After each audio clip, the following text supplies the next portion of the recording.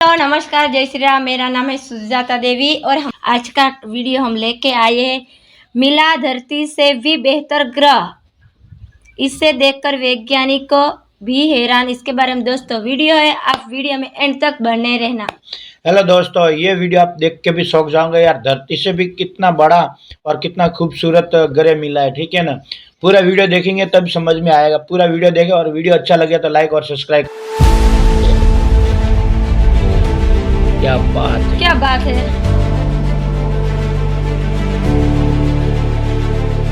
दोस्तों, हमारी समझ के मुताबिक ब्रह्मांड में पृथ्वी ही सिर्फ एक ऐसा ग्रह है जहां जीवन संभव है। क्या बात है। और अगर हम ब्रह्मांड के किसी दूसरे प्लेनेट यानी ग्रह पर अपने पैर रखेंगे तो वहां का ज्यादा गुरुत्वाकर्षण, ज्यादा तापमान, ज्यादा प्रेशर और कमजोर वातावरण की वजह से हम तड़पने लगेंगे और कुछ ही मिनटों में खेल खत्म। लेकिन अगर हम आपसे कहें कि यूनिवर्स में कुछ ऐसे प्लैनेट्स मौजूद हैं जहां का इकोसिस्टम आपकी जान तो नहीं लेगा बल्कि इतना तंदुरुस्त बना देगा जितने आप पृथ्वी पर भी नहीं हैं। और हम मजाक बिल्कुल नहीं कर रहे हैं, क्योंकि रिसेंटली साइंटिस्ट ने यूनिवर्स के अंदर कुछ ऐसे हैबिटेबल प्लैनेट्स खोज निकाले हैं जो सभी मायनों में हमारी धरती से काफी बेहतर हैं और यहाँ जीवन का काफी लंबे समय तक पृथ्वी से भी बेहतर तरीके से विकास हो सकता है। तो आखिर कौन से हैं वो प्लैनेट्स, कैसा है वहां का पर्यावरण और क्या हम कभी उन प्लैनेट्स पर रहने जा पाएंगे? जानने के लिए पूरा वीडियो जरूर देखिए और नए व्यूअर्स जल्दी से चैनल को सब्सक्राइब भी कर लीजिए। दोस्तों, पिछले कई सालों से हम ब्रह्मांड के असीम छोर तक नजर फेरते हुए जीवन के पनपने के लिए पृथ्वी जैसा ही एक प्लेनेट खोजने की कोशिश कर रहे हैं। लेकिन एक ऐसा प्लेनेट मिलना जो हर तरह से पृथ्वी जैसा हो वो मुमकिन नहीं है। इसलिए 15 अक्टूबर 2020 को एस्ट्रोबायोलॉजिस्ट DS मकूच ने एक नए रिसर्च मिशन की शुरुआत की, जिसमें उन्होंने ब्रह्मांड में मौजूद ऐसे प्लैनेट्स को अपना टारगेट बनाया जो हमारी पृथ्वी से सभी मायनों में बेहतर थे। और आपको यकीन ही नहीं होगा कि उन्होंने अंतरिक्ष में एक या दो नहीं बल्कि 24 ऐसे सुपर हैबिटेबल प्लैनेट्स खोज निकाले जो कई मायनों में धरती से बेहतर थे। अब अपनी लिस्ट को छोटा करने के लिए उन्होंने अपनी टीम के साथ मिलकर कुछ क्राइटेरियाज की लिस्ट बनाई। इस लिस्ट में सबसे पहला क्राइटेरिया था होस्ट स्टार की उम्र। दोस्तों, किसी भी प्लैनेटरी सिस्टम का होस्ट उसके आसपास घूमने वाले प्लैनेट्स की हैबिटेबिलिटी पर काफी असर डालता है। उदाहरण के रूप में हमारे सोलर सिस्टम का होस्ट है सन, जो पूरे सौर मंडल को कंट्रोल करता है और इसकी रोशनी की वजह से हमारी पृथ्वी पर जीवन है। अब जरा सोचिए कि कभी अचानक से सूर्य का चमकना बंद हो जाए तो रोशनी और गर्मी ये देना बंद कर दे तो क्या होगा? साफ तौर पर पृथ्वी से जीवन का सफाया हो जाएगा। और आपको बता दें कि हमारा सन एक येलो ड्वार्फ स्टार है जिसकी उम्र लगभग 10 बिलियन साल है और 10 बिलियन सालों के बाद ये एक रेड जायंट में बदल जाएगा। और वहीं ऑरेंज ड्वार्फ स्टार की उम्र 20 से 50 बिलियन साल होती है। ऐसे में एस्ट्रोबायोलॉजिस्ट मकूच ने ऐसे ग्रह चुनने का फैसला किया जो ऑरेंज स्टार के आसपास परिक्रमा कर रहे थे ताकि वहां लंबे समय तक जीवन संभव हो।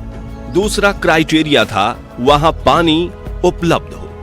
तो एक सही प्लैनेटरी सिस्टम मिलने के बाद उस प्लैनेट और उसके होस्ट स्टार के बीच के डिस्टेंस को नापना, जिसमें हमें इस बात का पता लग सकता है कि वो प्लैनेट हैबिटेबल जोन में है या नहीं, जिससे हमें उस प्लैनेट पर मौजूद पानी की मात्रा के बारे में पता चलता है। और पानी के बिना किसी भी लिविंग ऑर्गेनिज्म का जीवन संभव नहीं है, इसलिए यह क्राइटेरिया सबसे इंपॉर्टेंट है। तीसरा क्राइटेरिया था ग्रह का आकार और द्रव्यमान। वैज्ञानिकों का मानना है कि किसी भी प्लेनेट की साइज और मास लाइफ को इवॉल्व होने में इन्फ्लुएंस कर सकता है। ध्यान से सुनिएगा, किसी भी प्लेनेट का जितना बड़ा साइज होगा उतनी ही जगह मौजूद होगी इंसानों और जानवरों के रहने के लिए, और प्लेनेट का मास जितना ज्यादा होगा उतनी ही ज्यादा ग्रेविटी भी होगी। इसी गुरुत्वाकर्षण की वजह से हम इंसान जमीन पर पृथ्वी की तरह ही चल पाएंगे और यही ग्रेविटी हवा को जमीन की तरफ खींच कर रखेगा, जिससे उसका वातावरण ज्यादा घना और स्थिर रहेगा। हालांकि एक और कंडीशन ये थी कि प्लेनेट पृथ्वी से 1.5 या 2 गुना बड़ा ही होना चाहिए ताकि उसकी मैग्नेटिक फील्ड लंबे समय तक एक्टिव रहे, जो अंतरिक्ष से आने वाले खतरों से बचाए। अब आखिरी इंपॉर्टेंट क्राइटेरिया था तापमान।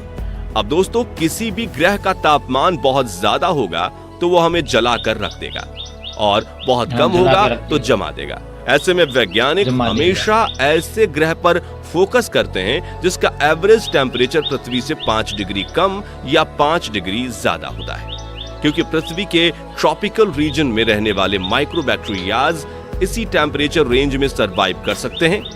इन्हीं चारों क्राइटेरियाज को ध्यान में रखते हुए डॉक्टर मकूच की टीम ने 24 में से 2 ऐसे प्लेनेट खोज निकाले जो इन चारों कंडीशंस को परफेक्ट क्लिक कर रहे थे। इन दोनों प्लैनेट्स में से एक है ल्यूटन बी प्लैनेट। इस प्लैनेट को 2017 में पहली बार खोजा गया था और उस वक्त इसे ग्लीज 273b नाम दिया गया था।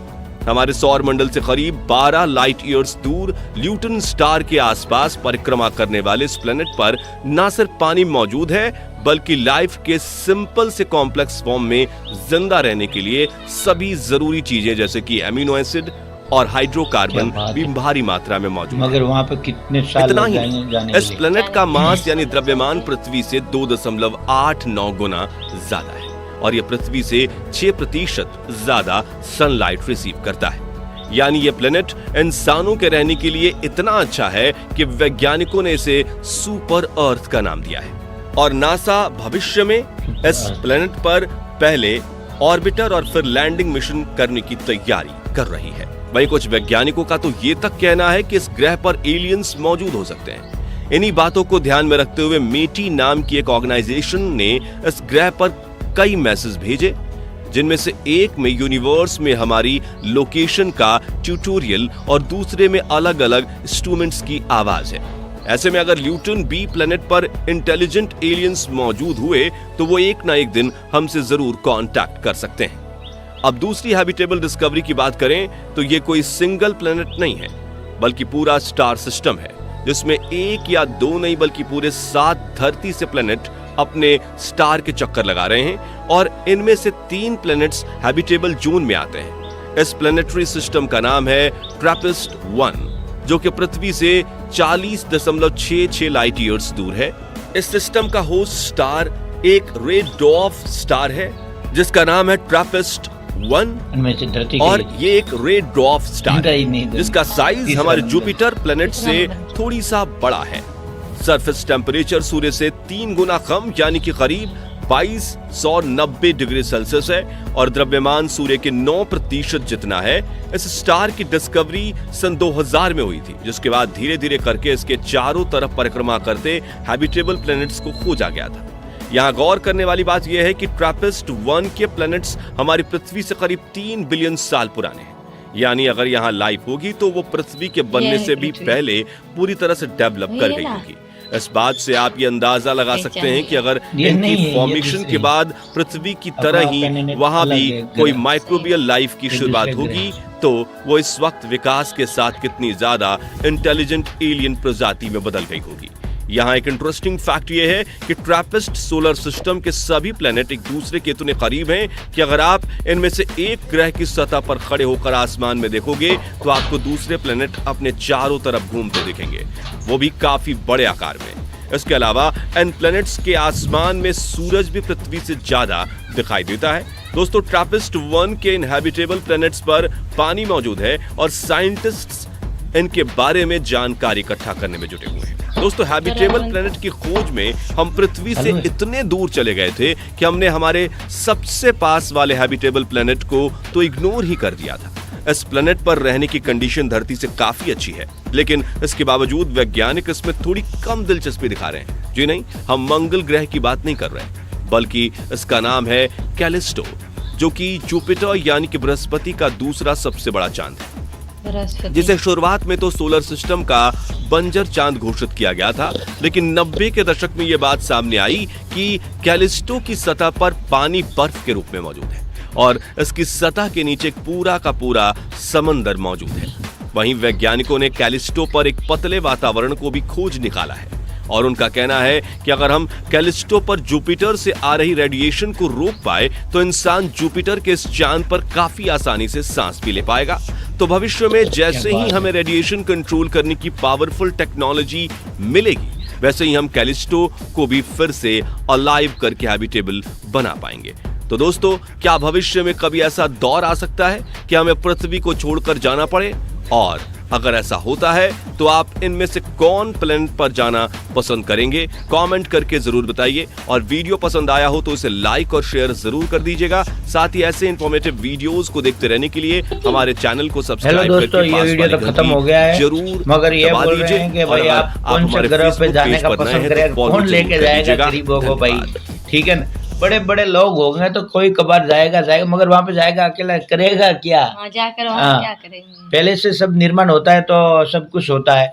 आपका क्या कहना है? आपको ये वीडियो अच्छा लगा है तो इस वीडियो को ज्यादा से ज्यादा शेयर जरूर करें और कमेंट सेक्शन में अपनी राय जरूर बताना किस ग्रह पर जाना चाहते हैं आप लोग। और अगले वीडियो मिलेंगे, तभी के लिए जय हिंद, जय भारत, जय श्री राम।